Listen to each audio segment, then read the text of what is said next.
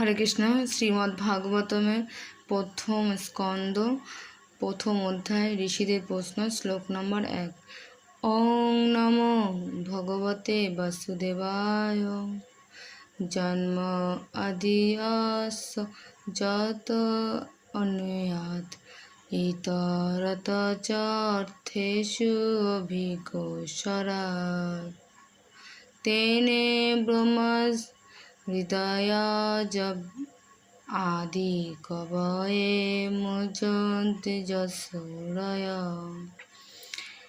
তেজো বরিমৃদং যথা বিনিময় যত্র ত্রিসর্গ অমৃষা ধাম্না স্বেন সদং নিরস্ত কুহকং সত্যং পরং ধীমহি।